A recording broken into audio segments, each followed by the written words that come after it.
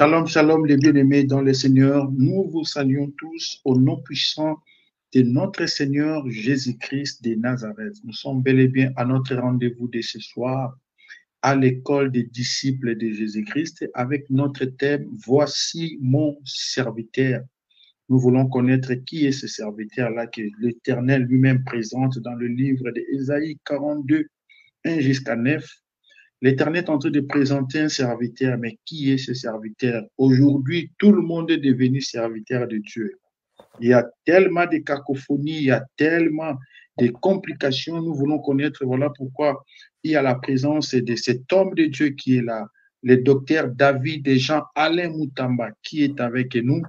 Il va nous enseigner la parole de Dieu. Alors, je t'invite à toi qui es en train de nous suivre, de prendre ta Bible, de prendre quelque chose pour noter, parce que la Bible dit dans le livre de Osée 6.3, connaissons et cherchons à connaître l'Éternel. Connaissons et cherchons à connaître l'Éternel. Et sans plus tarder, je vais passer la parole à cet homme de Dieu qui nous a honorés ce soir. Il est là, c'est un homme fidèle, un homme, un patriarche, un homme qui est respectueux, un homme qui aime les choses de Dieu, qui aime la parole de Dieu. Shalom, docteur David. Shalom, shalom, pasteur Papi. Alors, sans plus tarder, nous allons laisser la parole à l'homme de Dieu de commencer par une courte prière. Après, je vais le présenter. Je laisse la parole à l'homme de Dieu. Père, je te rends grâce pour ce moment que tu nous accordes. Abba, tu es celui qui a fait les cieux et la terre, la mer et tout ce qu'ils contiennent. Abba, c'est toi qui es l'Élohim de ma destinée, le roi assis sur son trône, le fidèle. Abba, c'est toi qui es ma portion, mon partage, mon délicieux héritage, ma belle possession, ma part Dieu, ma couverture divine, mon manteau de gloire et d'honneur. C'est toi, Abba, qui est ma fortune, mon rocher, ma gloire, mon salut. Père, c'est toi qui es mon sceptre de puissance, d'honneur, de règne, de gloire. C'est toi qui es ma couronne de victoire, de vie, de gloire, de justice. Père, les Écritures nous t'ont fait connaître comme étant l'Élohim d'Abraham, d'Isaac et de Jacob, l'Élohim de Moshe et d'Aaron, l'Élohim de Yosef le juste, l'Élohim de David le roi, l'Élohim du roi Salomon, l'Élohim du prophète Élie, l'Élohim de Jean le Baptiste, l'Élohim de Yeshua, Hamashiach, notre Seigneur.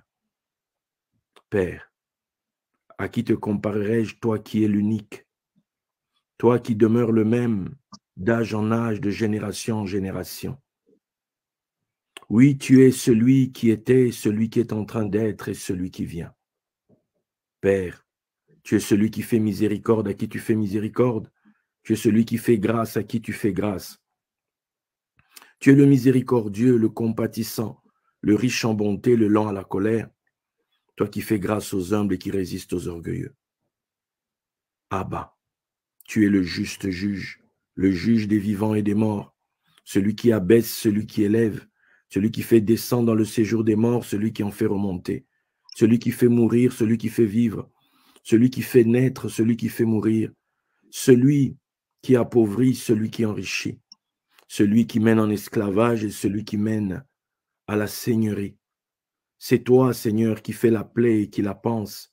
C'est toi, Seigneur, qui blesse et qui guérit. Nul ne t'est comparable, Père. Tu es le Très-Haut, tu es le Tout-Puissant, celui qui opère pour nous des prodiges, celui qui fait pour nous des merveilles. C'est toi, Seigneur, qui es le bon berger dans nos vies, celui qui conduit nos pas au quotidien. C'est toi, notre soutien de chaque jour. C'est toi qui écoutes la prière. Tous les hommes viendront à toi. Père, qui comme toi donne des yeux pour voir, des oreilles pour entendre et un cœur pour comprendre? Qui comme toi, Seigneur, donne la repentance? C'est toi, Abba, qui retire le pauvre de la poussière, l'indigent du fumier, et qui le fait asseoir avec les grands, et qui leur donne en partage un trône de gloire, car c'est à toi qu'appartiennent les colonnes de la terre, et que c'est sur elles que tu as posé le monde. C'est toi qui donnes la puissance à ton roi, et qui relève la corne de ton oint. Tu déploies la force de ton bras, et tu disperses ceux qui ont des pensées orgueilleuses, Seigneur. Tu renverses les puissants de leur trône, et tu élèves les humbles. Tu renvoies à vide les riches, et tu rassasies de bien les affamés, Seigneur. Celle qui enfantait et flétrie et la stérile enfante 7 fois. C'est toi qui fais ces choses, tu délies la ceinture des rois et tu ceins de force les faibles. Ô Père, tu es l'Éternel, le Dieu des armées. Oui, toutes les armées des cieux, en aussi grand nombre qu'elles soient, quel que soit leur éclat, tu leur as donné à chacune un nom et tu les convoques une à une, car toi, tu gouvernes sur tous les esprits célestes. Père, maître des temps et des circonstances, tu as voulu qu'en ce temps, je puisse me retrouver ici. Tu as mis dans le cœur de ton serviteur, de ton fils, le pasteur Papy, de pouvoir m'inviter sur cette plateforme où il a invité d'autres éminents hommes de Dieu, d'autres éminents frères, mes frères, tes fils, Père, qui sont venus ici pour parler en ton nom. Alors je te recommande ce temps qui est le mien, ce privilège qu'il m'est fait, de pouvoir me tenir au même endroit que je puisse apporter ce que tu m'as donné, sans crainte ni tremblement, avec l'assurance, et que cette parole apporte un plus, que cette parole apporte la vie, que cette parole contribue, Seigneur, à la croissance de ton peuple en vue du salut. Telle est ma prière ce soir, que je parle comme je dois parler. Dans le nom de Yeshua, le roi de gloire, dans le nom de Yeshua, le roi de tous les Elohim, dans le nom de Yeshua, le Messie, le Fils du Dieu vivant, j'ai ainsi prié. Amen. Amen, amen, amen. Que Dieu soit loué. Alors, avant de commencer, comme c'est pour la première fois que nous recevons l'homme de Dieu, nous allons lui poser ces 2 questions. Qui est le docteur David Jean Alain Moutamba et comment il a reçu Jésus-Christ? Et pour finir, comment il a commencé le ministère? Ça fait 3 questions là. Ça fait 3 questions. Je te remets la parole. Et toi qui es en train de nous suivre, lorsque tu entres et tu partages pour bénir une personne, c'est-à-dire quand tu entres et tu prends ta Bible et tu prends quelque chose pour noter parce que nous sommes à l'école et partager l'émission pour bénir quelqu'un. Que Dieu vous bénisse. Je remets la parole à l'homme de Dieu directement. Bien, merci beaucoup, Pasteur Papy. Merci encore pour le privilège. Le docteur DJA, c'est comme ça qu'on m'appelle souvent maintenant, hein, David Jean Alain Moutamba. J'ai donné ma vie au Seigneur le 30 novembre 90 à Kinshasa. Mon père spirituel, à l'époque, travaillait avec le pasteur, l'évangéliste Kiziamina. C'était son numéro 2 et c'est le pasteur Jean-Paul Chitenge qui aujourd'hui sert le Seigneur. Il est au Congo, là-bas à Kinshasa. Ça, c'est bon, j'ai répondu? Oui, ça c'est bon. Comment voilà. Tu as commencé à servir l'Éternel? Voilà, donc à l'époque, j'étais au campus. J'étais en 2e année de droit quand j'ai donné ma vie au Seigneur. Après, je suis venu ici en Europe, à l'époque où il y avait eu les pillages et compagnie. Après ça, je suis venu ici, donc...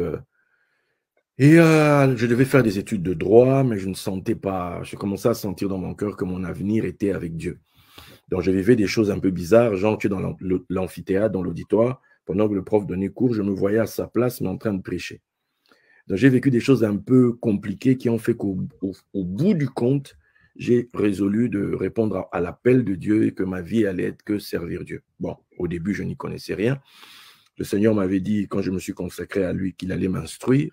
Et je constate après des années, plus de 30 ans, passé qu'il a tenu parole.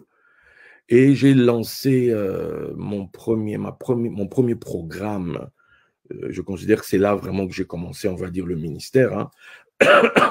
C'était le 31 mai 95, lors d'une conférence que j'ai faite à la salle de promotion de Kinshasa, au campus de Kinshasa, parce que j'étais retourné entre-temps. Donc, je suis revenu vivre en France en 95, hein, finalement, septembre, et je suis venu vivre à Lyon. Donc, depuis, je vis à Lyon, en France. depuis quelques années déjà, hein, 28 ans, plus de 28 ans que je vis à Lyon.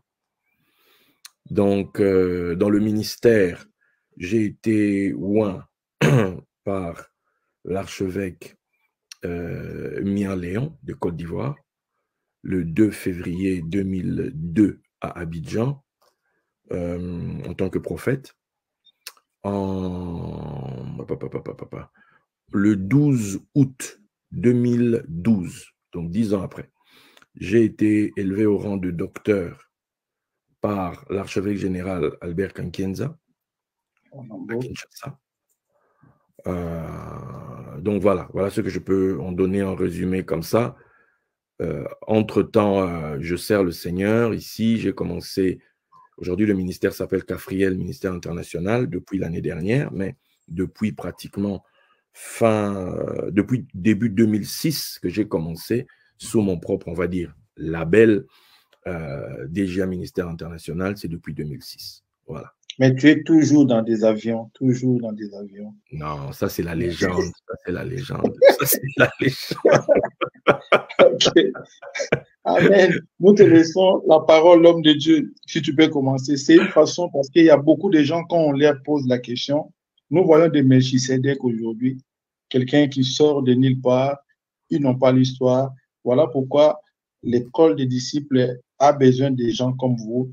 Vous avez l'histoire, vous êtes sorti de quelque part. Ça, c'est quelque chose de bon. Nous te laissons la parole. C'est hyper important. Et j'ai oublié de dire qu'en le 25 avril 2002, voilà, 2002, Dieu m'a connecté avec le ministère du docteur Maurice Cerullo. Et j'ai été vraiment connecté à cet homme de Dieu-là. Et ça m'a amené dans d'autres dimensions que je ne pouvais pas imaginer, quoi. Je ne pouvais pas imaginer. Jusque là, il est décédé il y a 4 ans maintenant. Mais c'est quelqu'un qui compte beaucoup pour moi, qui a beaucoup compté pour moi et qui jusqu'à aujourd'hui continue de compter. Voilà. Amen. Merci beaucoup, l'homme de Dieu. Nous te laissons la parole. Merci beaucoup. Merci. J'espère que cette quelques présentations a pu édifier quelqu'un quelque part. Bien. Le thème, voici mon serviteur. J'ai vu que je ne suis pas le seul à le traiter. D'autres sont passés avant moi. Et je suppose qu'ils en ont parlé de diverses manières. J'ai pu suivre par la grâce de Dieu la portion que le docteur Désiré Mbayo de l'Angleterre avait apportée. Je lui retourne le salut qu'il m'avait envoyé. Je le salue lui aussi.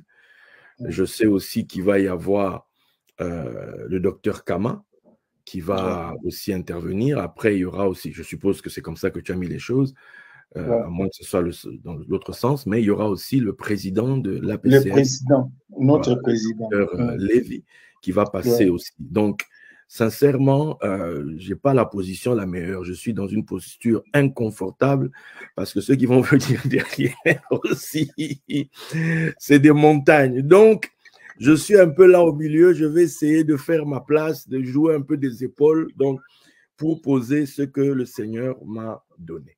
Voilà. Voici mon serviteur. Dans mon parcours, le Seigneur m'a fait passer par faire un genre de retour en arrière aux racines de la parole. Le Seigneur un jour m'a demandé d'apprendre la culture, sa culture pour le coup, la culture hébraïque. Et c'est arrivé par des actions dans l'esprit déjà, et ce qui m'a emmené à me connecter avec le monde de la Torah, ça a commencé fin ou début février 2005. Voilà. Et là, on est en 2024, donc ça fait pratiquement 19 ans que je suis dans le monde de la Torah, dans l'étude. Donc, je vais apporter un peu, en utilisant ce que j'ai appris dans ce monde-là, quelques outils pour qu'on ouvre un peu ce texte, qu'on ouvre un peu ce thème, que je puisse apporter ma part. Un homme ne donne que ce qu'il a reçu. Voilà. Donc, voici mon serviteur. Selon le texte d'Ésaïe 42:1, ça nous donnera en hébreu Hen Evdi. Hen Evdi. OK? Evdi, là, c'est mon serviteur. C'est la base de Eved, ou quand on l'écrit, ça fait Ebed. OK? Comme quand on dit Obed Edom. Obed, là. Le fameux Obed, C'est ça, en fait, la base du mot serviteur. C'est ça la base. Donc, et ce mot-là, serviteur, je voudrais un peu qu'on s'arrête dessus. Puisque c'est le mot qui est employé ici en hébreu. Parce que je le dis souvent, pour ceux qui m'écoutent, pourquoi souvent je reviens à l'hébreu? Je vais expliquer pourquoi. Parce que la Bible que nous lisons, je vous ai entendu poser la question au docteur Désiré la dernière fois par rapport à la Torah, par rapport est-ce qu'il faut qu'on abandonne pour aller vers la Torah, etc. En réalité, la Bible que nous lisons aujourd'hui ici, c'est juste quoi? C'est juste la traduction. C'est juste la traduction française de ce qu'on appelle le Tanakh, puisque le Tanakh, c'est l'équivalent de la Bible pour les Hébreux, pour les Juifs.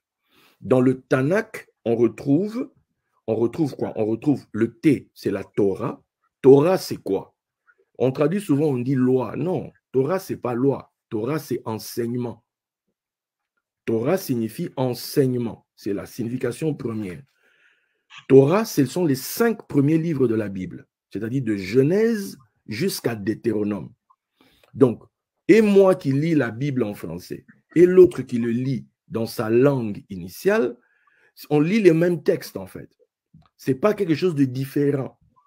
Après, dans le Tanakh, après, je dis le T de Torah, le N, c'est le N de Nevi'im. Nevi'im, ce sont les prophètes.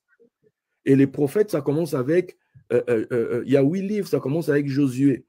Et ça continue jusqu'aux 12 petits prophètes, puisqu'il y a 8 livres de prophètes, 5 livres de la Torah.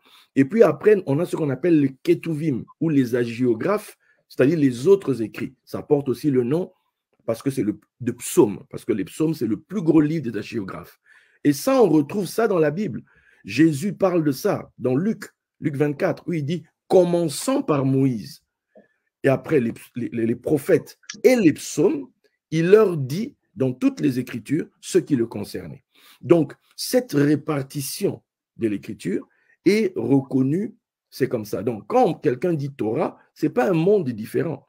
Simplement, c'est que on retourne à l'origine, au texte original. Parce qu'il faut savoir que dès le moment où on décide de traduire un texte, quelque part, on le trahit déjà.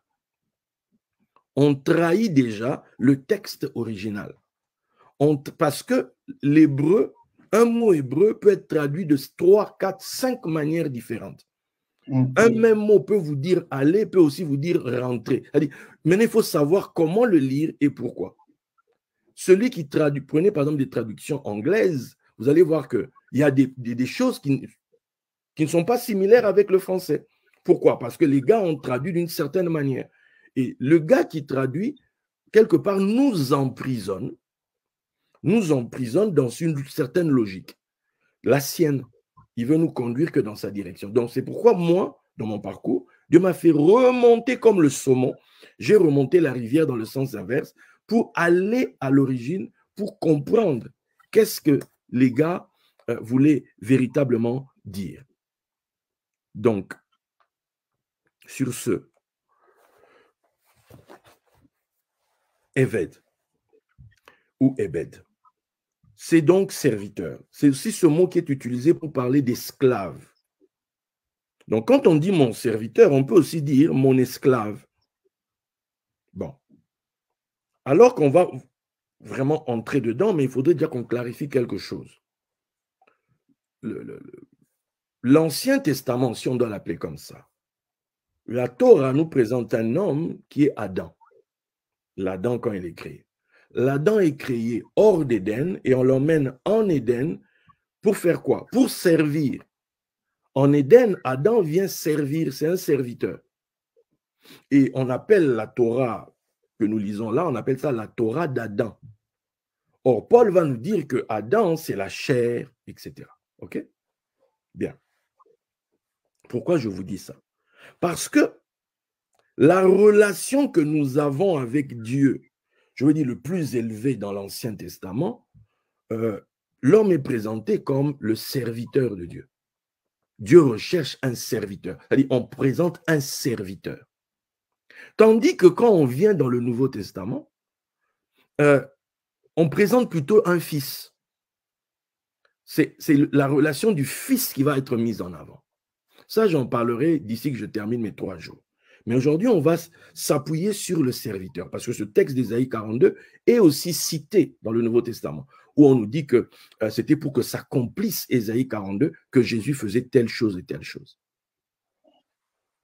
Maintenant, dès le moment où on parle de serviteur, on parle du service. Il va faire un service. Il est là pour accomplir quelque chose. Quand Jésus parle même à ses disciples, où il dit un serviteur, lui, il n'a hâte qu'accomplir la mission qu'on lui a demandé de faire. Et quand il l'a faite, il n'attend même pas qu'on le remercie. Il dit, voilà, j'ai fait ce qu'on m'avait demandé. Il n'attend aucune rémunération, il n'attend rien. Lui, ce qu'il veut faire, c'est obéir à celui qui lui a donné la mission. Donc, ceci nous fait penser forcément, ce serviteur par excellence que la loi, la Torah présente, puisqu'on nous dit quoi dans Romains 10,4, que Christ est la finalité et le but à atteindre de la loi, c'est-à-dire de la Torah. Le but de la loi, le but donc de la Torah de Moïse, le but du texte qui va de Genèse 1.1 à Deutéronome là-bas, le but de ce texte, c'est présenter quelqu'un, Mashiach, le Christ. Et celui qui incarne le mieux Mashiach, qui est son prototype, si on doit appeler comme ça, dans le Tanakh, chez les prophètes, c'est David, puisque c'est Samuel, le prophète, qui est envoyé, et c'est lui à qui Dieu va dire, c'est lui, oins-le. OK? À l'instar de Jean-Baptiste qui dira, voici l'agneau de Dieu. Samuel lui présentera le Messie, Dieu va lui dire, c'est lui, oins-le. C'est lui qui le présente déjà à sa famille, et cela va accompagner David tout le temps. Il a reçu l'onction du prophète. Donc, ce David-là, ce prototype de Mashiach, cette ombre du Christ, quand vous lisez dans 2 Samuel 7, 17 à 29,